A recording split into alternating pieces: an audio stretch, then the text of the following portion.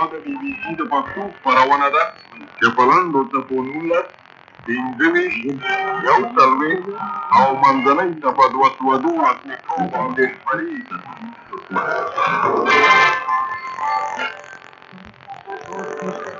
د بي بي سي د پښتو خپرونې درنو قدرمنو اورېدونکو السلام علیکم.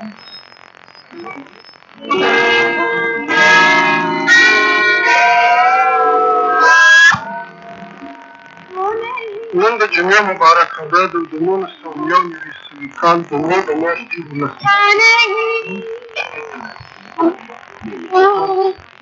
د میاشتې د 19 نیټې سره اوس دلته په لندن کې د مازدیګر په 5 بجې او په افغانستان کې د ماښام په 5 او په پاکستان کې د ماخستن په 9 بجې دي. دا د زار غنداول او سوالګر ستاسو په خدمت کې زه له خپل پروګرام وړاندې کوم. نړۍ دا وخت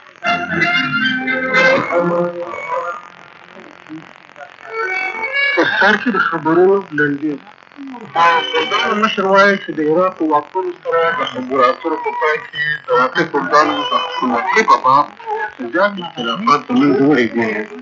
د برټانیې د بهرنیو چارو وزارت وایي چې د برټانیې ورکبه په عراق کې بندي کړی و د جاسوسۍ په جرم یې محکوم کړی دی. د بنګلادیش په شمال ختیځ کې د سیلاوونو له امله چې څه د پاسه 1 میلیون خلک یې بېکوره کړي وه د نورو مشهور خلکو خبرونه د نړۍ دا وخت په پروګرام کې به د نورو موضوعګانو څخه علاوه د کردانو خودمختاري او حکومت سره خبره یونسکو ته د چین د ګوندي مشر صفات او وروسته به په هرات کې د جګړې په هکله کوچنی راپور وړاندې کړو. خو لومړی اسد کاکړ د خبرونو تفصیل. د هغه کردانو مشر ښاغلی بارزاني چې په اوس د کردانو د خپلواکۍ په هکله د عراق د حکومت سره موافقې ته رسېدلی دی.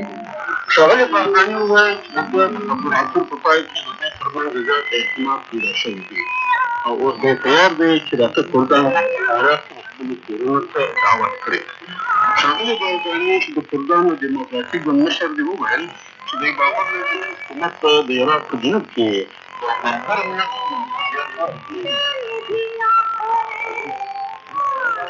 په لندن کې د برټانیې د بهرنیو چارو وزارت وایي چې د برټانیې ورکبه ښاغلی ډاګلاس براند چې په راهیسې په بغداد کې بندي کړي وو دی محاکمه کړي او رسم شوي ده.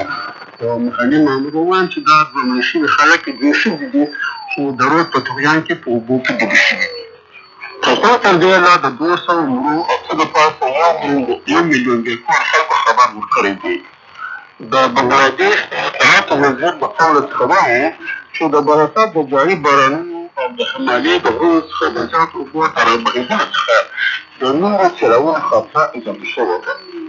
څه وخت پخوا د بنګلادیش په جنوب کې چیرې چې طوفان راغلی و هلته د امریکا د بحري عسکر د چټکان په سیمه کې خلکو ته ډوډۍ او نور ضروري مواد ورګۍ شي.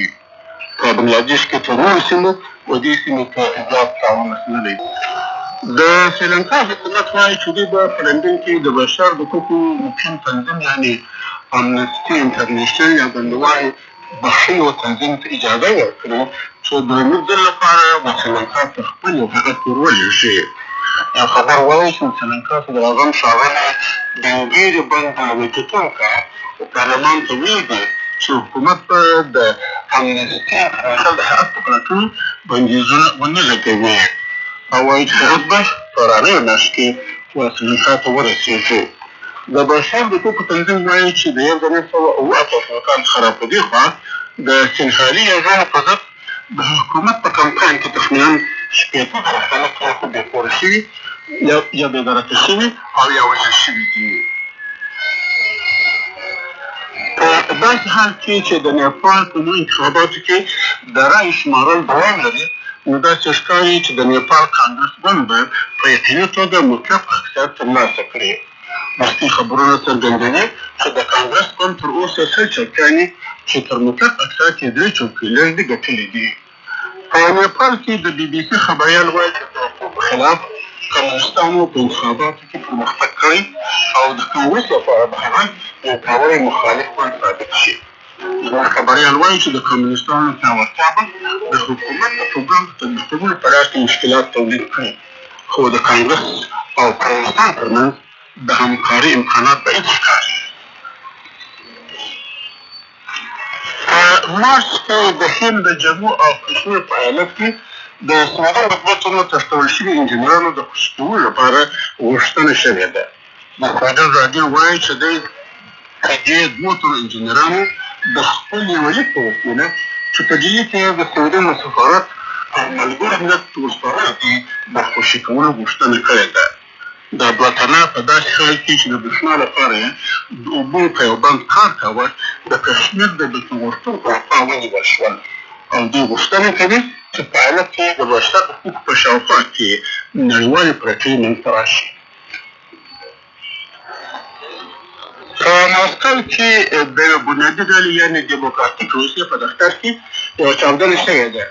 د ډلې ماموران وایي چې دا چاودنه چې د پنجشنبې په شپه وشوله هغه د بم چاودنه وه، خو واکمنو د دې دا ادعا نه ده تصدیق کړې. د چاودنې له امله زیات تاوان رسېدلی او هغه کوټه چې د ډلې اسناد یې پکې ایښي وه د منځه ولاړه.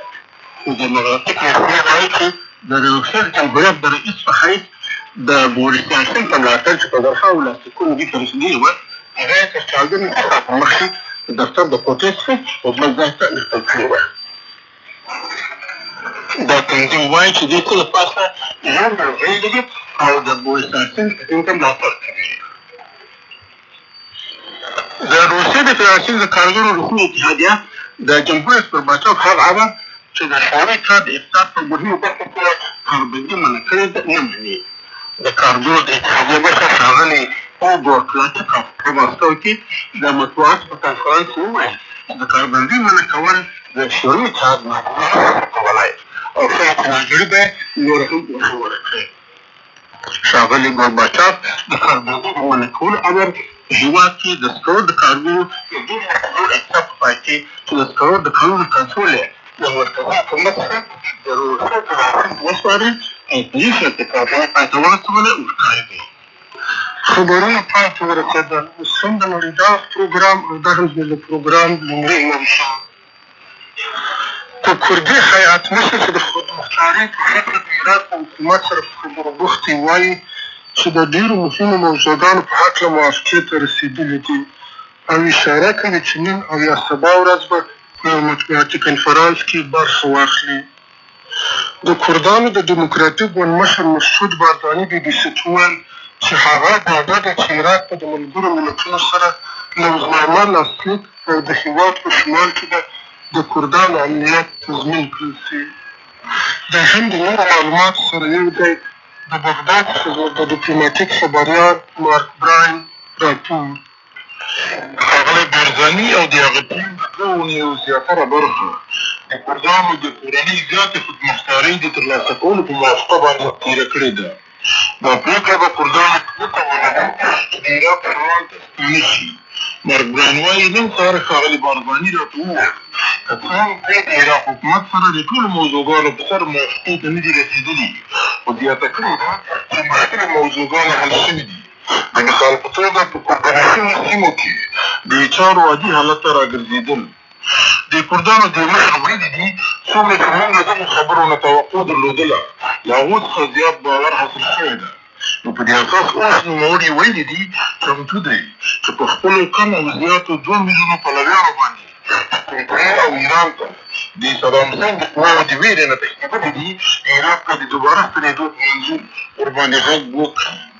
وایي که چېرې دوی د ملګرو ملتونو د خوندي سیمو نه د باندې خپلو کورونو ته نه شي ستنېدلی نو کم تر کمه د عراق خاورې ته خو به ووځي.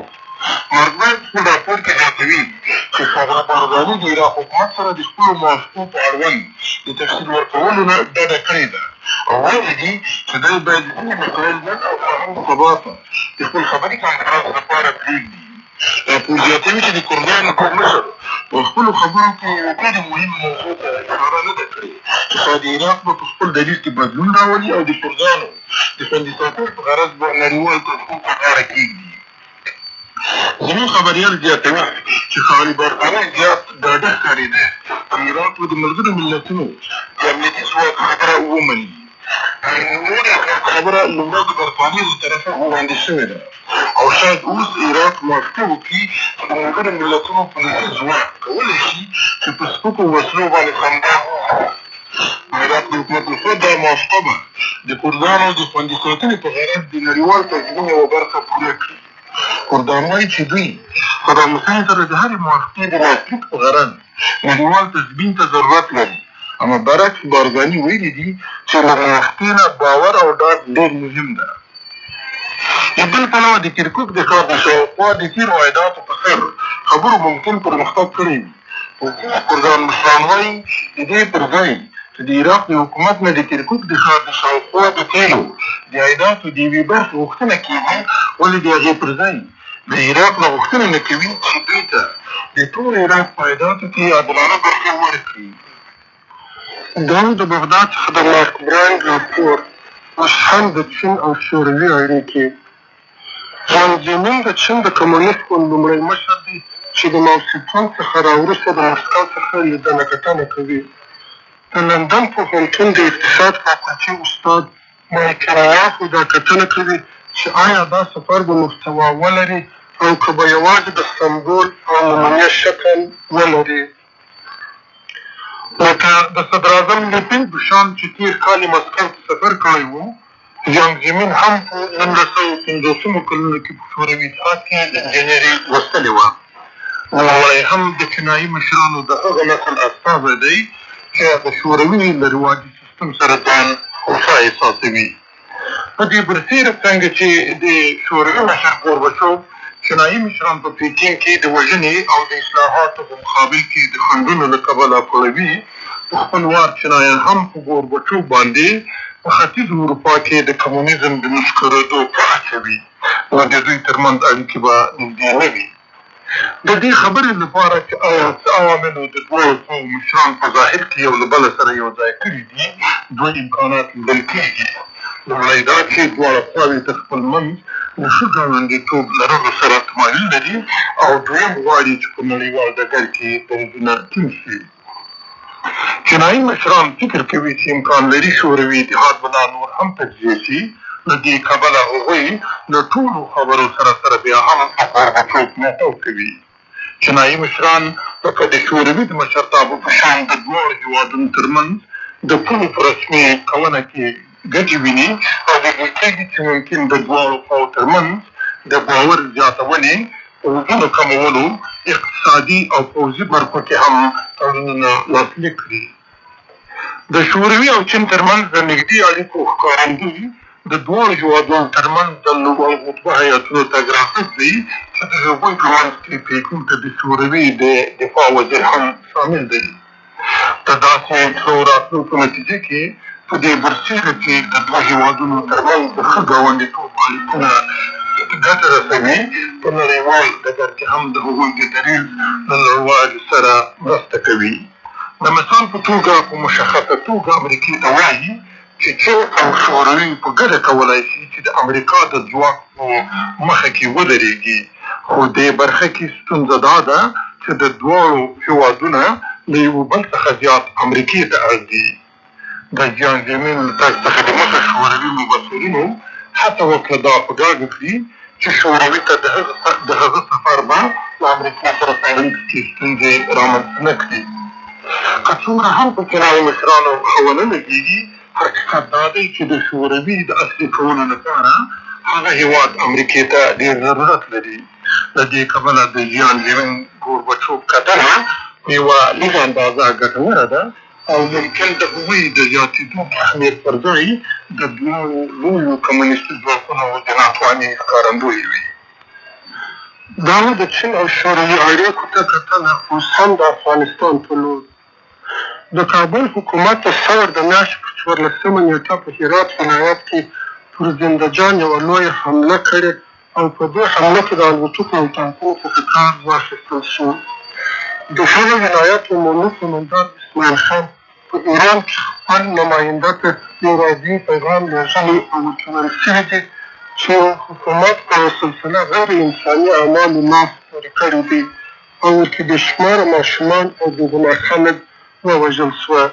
د اسماعیل خان نماینده نعمت الله عزیزي وایي از تمام سازمان‌های اسلامی و عموم مجاهدین و مهاجرین خارج از کشور تقاضامندیم تا برای هزاران نفر دیدگان هموطن در ټول اسلامي سازمانونو او د هېواد څخه د باندې د مجاهدینو او مهاجرینو څخه هیله ده چې د خپلو همځپلو وطنوالو سره د هېڅ ډول نغدې او دواو د وروستو څخه درېغ ونه کړي او د هغوی فریاد ته ځان ورسوي او په پای کې وایي چې دښمن ته تاسو مجاهد ورور سخت تاوان ور واړاوه چې ډېر عسکر یې مړه او یا ټپیان کړل او شپږ ټانکونه یې له منځه یوړل او یو الوتکه هم راوغورځول. دا د هرات د جګړې په هکله نن راپور. اوس هم د کشمیر په لور. د کشمیر په پایتخت سرینګر کې خراب حالات دوام لري او ورکې مرګ ژوبله راغلې ده. دا هم په دې هکله سرینګر څخه د یوسف جمیل راپور. بېلتون غوښتونکي چې د الخیز د مجاهدینو غړي وو د امنیتي قواو په قطار حمله وکړه او بارهمولا ته نږدې نیم سهار سخت تاوان ورساوه. کم تر کمه 6 کسان مړه او ډېرې ګاډې له منځه یوړل شوې. همدا ډول حملې د روانې هفتې په سر کې منځته راغی او د تازیدین ښار ته نږدې 2 بېلتون غوښتونکي په قتل ورسېدل او د هغوی تر څنګ په ګاونډي ښار شوپیان کې یو جنګیالی او یو لاروی په قتل ورسېدی. په بارهمولا ښار او شوپیان کې دوکانونه تړلي او دا کار د وروستیو وژنو پر ضد د مخالفت څرګندونه وه. په عین حال کې نن ورځ په سرینګر کې د جمعې د لمانځه په وخت دعایي غونډه جوړه تر څو د مولوي فاروق د وژنې په هکله یادونه او دعا وکړي. نوموړي د کشمیر لوی مولوي او تېر کال په همدې ناست کې نامعلومو کسانو وویشت او ویې واژه. د ښار په مختلفو برخو کې همدا شان مظاهرې جوړې وې چې ورته د ښځو یوه وړه مظاهره هم شامل وه. د یوسف جمیل په راپور د نړیدا پروګرام پای ته رسي. درنو اورېدونکو، اوس هم د خپرونې په وروستۍ برخه کې ستاسې پام د جوړ تازه پروګرام ته په اړه وو.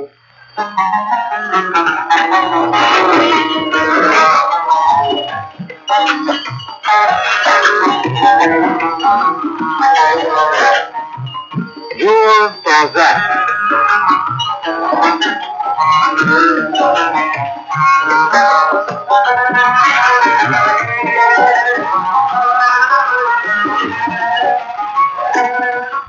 سیدې خورې جوړ تازه ته په خیر راغلې. ګوره ټوکه دې په لاس کې نیولې ده نو بلې ونې جانه نو که دې خوښ وي درته وبېلوله. مهرباني وکړه شروع کړه. مدي جانه دا ټوکه د جادي میدان د مغلخېلو څخه ښاغلي فتحالدین، حاجي صبرنور، حاجي بسم الله او حاجي سلطان جان په ګډه سره رالېږلې ده. ښه وایي. او د یو ښار څخه بل ښار ته بس کړئ. ټول سیټونه ډک شول. په دې وخت کې یوه بوډۍ ښځه راغله. ټول سیټونه یې ولیدل چې ډک دي، خو د ډرایور سیټ یې ولیدی چې خالي دی. بوډۍ مور جګه شوه، د ډرایور پر سیټ باندې کښېناستل. کلینر ورغی او ورته ویې ویل چې دا خو د ډرایور سیټ دی. بوډۍ ورته وویل چې خیر دی بچی، هغه به په بل بس کې راسي. ډېر ښه ډېر ښه. نو محترم اورېدونکو، که قلم او کاغذ مو په لاس کې وي د خپرونې په پای کې به خپلې پاتې هم درته ولولو. نو راځه سیدې خورې چې ور غوږ شو چې اورېدونکي څه وایي.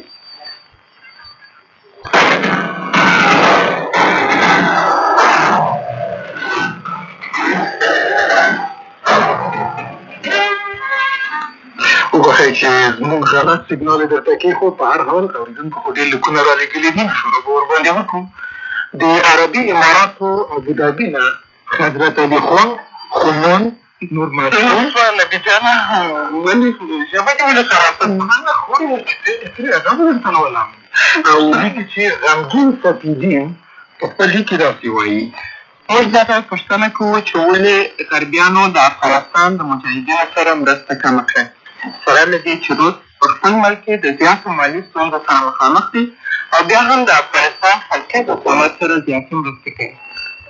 ورانو هر یو حضرت علي خان، خانان، نور محمد خان او صفي الدین امریکایان غواړي چې خپل کومکونه په مجاهدینو بند کړي، ځکه وایي چې اوس د هغو او د افغانانو اصلي هدف چې دواړو روسان نه خوښېدل، هغوی له افغانستان څخه وتلي دي او نه غواړي چې د افغانستان د داخلي جنگ د شهیدانو مسؤلیت په تاریخي لحاظ ځان ته رجوع کړي.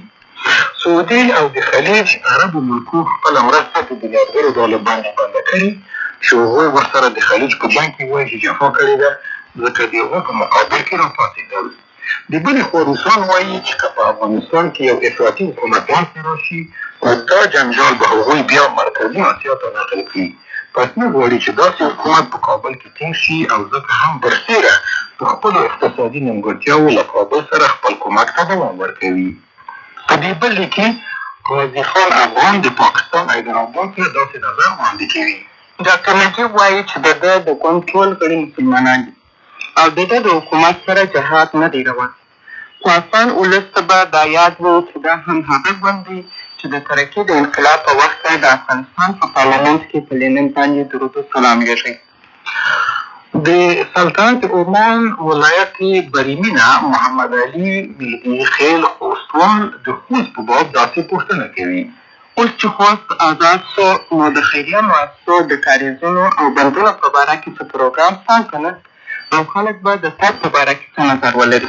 وروره، په خوست باندې د حکومت له لوري حملې دوام لري. ښار ته په دې جنګ کې پوره تاوان رسېدلی او تر اوسه د همدې اضطراري حالت په نظر کې نیولو سره نه مهاجر تشویق شوي چې بېرته ولاړ شي، او نه هم خیریه ټولنو هلته په کار پیل کړی دی. له پېښور نه زموږ یو اورېدونکی چې سروري نومېږي د خپل کونړ ولایت په باب داسې لیکي. د کونړ په ولایت کې شیخ جمیل الرحمن اسلامي امارت په نوم حکومت جوړ کړي او دی غواړي چې زه په زور په خلکو حکومت منم او دوی زما نه باغیان شوي دي. موږ د کونړ د ولایت ورونه دوی ته سوال کوو چې په موږ باندې روسانو او خلقیانو چې څه طاقت حکومت ونه کړي، نو یو پیچوال سړی به څنګه حکومت وکړي؟ د ننګرهار د پیچراګان د منطقې قومندان د کوهاټ د بلند کارتنه د خوست د جنګ په باب خپل پیشنهاد داسې وړاندې کوي. پس سلام ارجا دی چې ما 8 کاله مسلح جنګ کړی دی. اوس 3 میاشتې کېږي چې کوټه راغلی یم. زه په پرهمه د حمل میرانشاه ته ولاړم. د پاکستان پوځیان ما په خپله د خوست په جنګ کې ولیدل. زړه مې ډېر بد او خفه شو. ملا محمد عیسی آخون، محمد حق او ضابط یونس د قندهار نه په خپل لیک کې د عراق او قندهار محاصره داسې مقایسه کوي. صدام چې کویت اشغال کړي او د متحدینو قواو سره د جنګ په پیل کې کمونیستانه وو. صدام یې د اسلام پاسدار او قهرمان ستایلي، مګر صدام ډېر ورځې مقاومت ونه کړ. حال دا چې د کندهار په ارغنداب کې د شورویانو ټولو کمونیستي قواو محدود مجاهدین محاصره کړه. 15 ورځې چې مجاهدینو ته نه خوراکي او نظامي مواد هم نه ورسېدل، خو د ایمان او عقیدې په وسیله یې مقاومت وکړي. کمونیستي قواوې مجبورې شوې او عقب نشیني یې وکړه. د میرانشاه د لاغاړي پیرانو نه یو اورېدونکی چې د حزب اسلامي د دفتر په کاغذ یې خط رالېږلی داسې وایي: موږ ستاسې د خپرونې سره دومره مینه لرو چې موږ هر وخت په جیب کې راډیو ګرځوو. زموږ سوال دا دی چې که موږ ته چا لاره راکړې وای، نو موږ به ډېر افغانان د کویت د ازادۍ لپاره لاړ. د شمالي وزیرستان د قدم کمنه حکیم شریف، جنت الله صادق او بادشاه جان مشروع خلیج ته ولېږل شوو مجاهدینو په هکله داسې پوښتنه کوي. زموږ مجاهدین افغانان 310 نفره چې د خلیج د جنګ دپاره عربستان ته تللي وه، چیرې اوسېږي او په جنګ کې زخمیان او مړه شوي دي که نه؟ ورونو، د پېښور ځینو تنظیمونو چې د مجاهدینو له لېږلو سره یې مخالفت وکړو په خپلو جریدو کې ولیکل چې د لېږل شوو مجاهدینو څو تنه مړه او د مړي په سر 1 کندارې د سعودي لخوا د یوو فامیلونو ته ورکړل شوي او داسې نور، چې دا ټول بې ځایه تبلیغات وو. زموږ د معلوماتو په اساس هغوی د سعودي د خلجي په ښار کې په پیره وو او په جنګ کې کومه برخه نه درلوده او نه هم ورڅخه څوک وژل شوي دي. اوس باید بېرته پاکستان ته ستانه شوي وي، ځکه تقریبا ټول عسکر چې د جنګ لپاره تللي وو بېرته خپلو ملکونو ته تللي دي. د پکتیا د سیدکرم ولسوالۍ نه د خلیج د جنګ په باب هر یو ملا فضل الرحمن حنفي، لیاقت شبنم، اسدالله خان او نور مرګي داسې لیکي: موږ د داسې مهاجرینو په حال افسوس وایو چې دا د صدام په شان شخص ملاتړ کاوه چې هغه د کمونیست ګورباچوف او نجیب الله نږدې دوست ګڼل کېږي. بل افسوس پر هغو مهاجرینو چې دوی په پردیو خیراتونو کې کیسې په ډانګ وویل او خپل وطن یې هېر کړی دی. د پاکستان د کوټې د مسلم اتحاد کالوني نه عزت الله او محمد الله چې د مزار شریف د چمتال ولسوالۍ دي داسې ګیله کوي. تاسو ولې د کندوز او مزار شریف ولایت د خلکو سره مرکه نه کوئ؟ وجه یې څه ده؟ آیا د نوموړو ولایتونو لپاره د مرکې یا د مصاحبې وجه او یا د کومه وجه ده؟ آیا دا راډیو خاص د نورو ولایتونو لپاره ده؟ ورو کندوز او مزار شریف له پېښور نه اوږده فاصله لري او له هغه ځایه ډېر خلک هره ورځ پاکستان ته هم راځي. او په دې تېرو 10 کالو کې موږ بېشماره مصاحبې د دې ښارونو او سیمو له قومندانانو او مهاجرو سره کړي دي چې تاسو به ضرور اورېدلي وي. همدا اوس هلته کومه داسې مهمه خبره نه ده شوې چې باید ورباندې مرکه وکړو، بل هېڅ وجه نه لري. د مامون بانډه کلي نه صاحب جګرخون د سلامونو نه وروسته داسې شکایت کوي. عرض دا دی چې څنګه چې زموږ د افغانستان معایبینو او شهیدانو خپل ژوند د لاسه ورکوي، ما هم خپله پښه د لاسه ورکړې ده. پخوا به زموږ تنظیم موږ ته 200 روپۍ معاش راکوي. اوس هغه معاشونه او روپۍ 11 میاشتې کېږي چې موږ ته یې اجرا کوي. د بانو میرانشاه سکندري ښوونځي نه فهیم شاه رحماني د خلوص غونچې سلامونه نه وروسته داسې تبصره کوي. دا چې تاسې د خپلې خپرونې وخت یو ساعت وروسته کوئ، نو زه ډېر پرې خوشحاله شوم، ولې چې پخوا به ستاسې او د امریکا غږ خپرونه یو ځای کې روانه وه چې د یوې په اورېدو سره به بله پاتې کېده. اوس به دواړه اورو. خو بیا راته ووایه چې دا وروسته والی موقتي دی او که دایمي؟ ګورجانه موږ خپرونې ته د دې لپاره تغییر ورکړو چې د یوې خوا د امریکې غږ سره تصادف ونه خوري، د بلې خوا په کابل کې د تلویزیون د خبرونو په وخت را نه شي، او د بلې خوا څرنګه چې د پاکستان په تلویزیون کې د شپې د 8 بجو لخوا ډرامې نشرېدې، نو موږ د دې او ځینو نورو ملحوظاتو په نظر کې نیولو سره د ماښامنۍ خپرونې وخت د دایم لپاره بدل کړو. دا چې هډوکي په هډوکي او شوروا هم ورته ډېره شوې ده، نو موږ هم ډېر خوشحاله یو. دا بل لیک د نواکې کمپ نه محمد اسحاق او معشوق خان زموږ د خپرونې د یو پروګرام په محضریت رالیږلی او داسې وایي: د تېر مارچ په 1 تاریخ زه د خپلو ملګرو سره د واکسینو د تطبیق لپاره د کونړ ولایت د پرتې درې منطقې ته تللي وم. هلته خلکو ماشومان واکسینول، خو د زنانه واکسین کول یې بلکل منع کول.